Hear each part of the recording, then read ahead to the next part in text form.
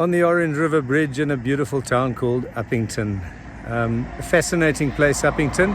Coming through here on our roadshow. It's the major centre of the Northern Cape, next door to Kimberley, obviously, and a very interesting place. Upington has got a fascinating airport history.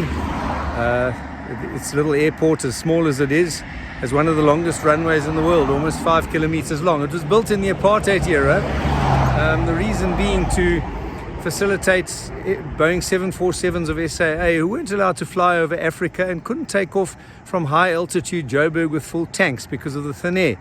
So they would fly in the 70s, late 70s to Upington, which is at lower level, lower altitude, to refuel.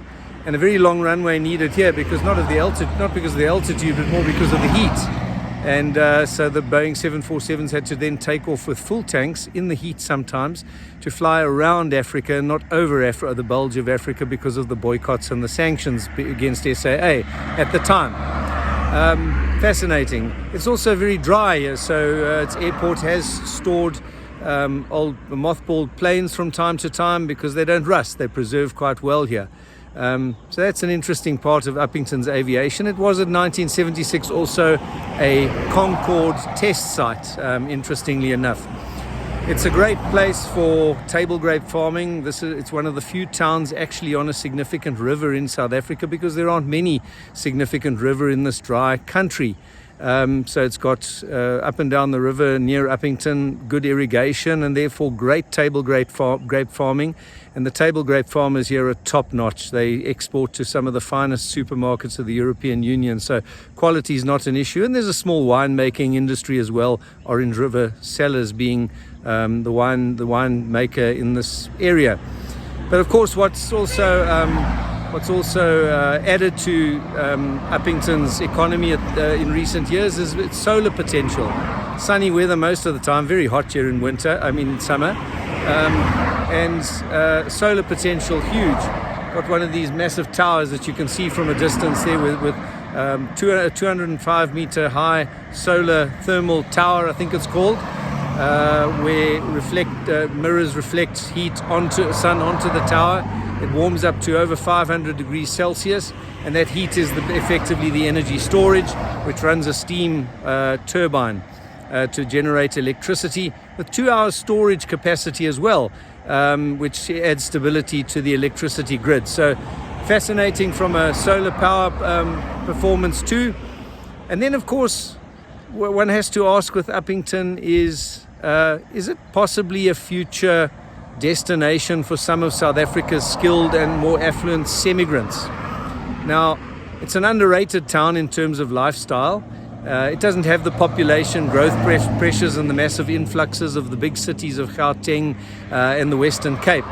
But as big cities fill up and the semigration trend to the coast makes the coast fill up and property values get more expensive, I often ask the question, does a town like this, with not a bad lifestyle, being on a nice river, and without population pressures and with not too much in the way of infrastructure pressures compared to other towns, does it become something of a semigration destination as the country's skilled and affluent semigrants look for more places to semigrate to migrate to, as the Western Cape fills up, as it gets more costly to do so, and as much of the coastline fills up as well? And I don't think it's out of the question.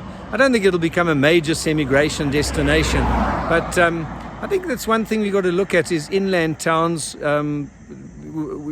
significant centres, those that haven't gone into decay, such as a town like Upington. Does it become that? And I think there is scope for that in future years to come, as semigration gets displaced from the traditionally popular destinations such as Cape Town and surroundings, because of affordability, especially property affordability. What does Upington have in terms of being a semigration destination? Well, I talk about an underrated lifestyle being on the Orange River. It certainly doesn't compete in terms of attractiveness with the illustrious coastal towns. But in future, relative affordability of property may be something of a plus point as the coast fills up. It does have an airport. For those who are intent on living in a more remote place and working remotely, and can, as consultants or whatever it might be, it does have an airport. It does have direct connection with Johannesburg and Cape Town. So if you're dealing with those two major centers, it's not a bad option. Flights are a bit more expensive than elsewhere. But when you're trying to get to other destinations across the country, well, that becomes difficult because you always have to go via Cape Town or Johannesburg, so it's a long round trip. So transport connection with the rest of the country, not bad, but more limited than the major cities. But I guess one has to remember that a certain portion of the semigrants, quite a significant portion, the affluent and the skilled, don't move to work. They move to retire or semi-retire. And in that case, then there are less limitations in terms of transport connections and communications connections. Let's see how it pans out in future years.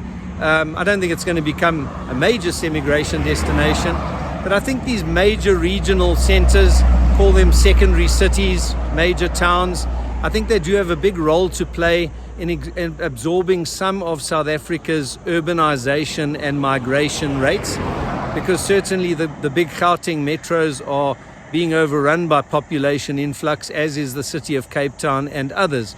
And the secondary cities need to play more of a role in absorbing a greater portion of South Africa's economic activity and migrants, be it skilled or unskilled. And possibly there's potential for Upington in that regard to play a role, being a major Northern Cape economic and population centre.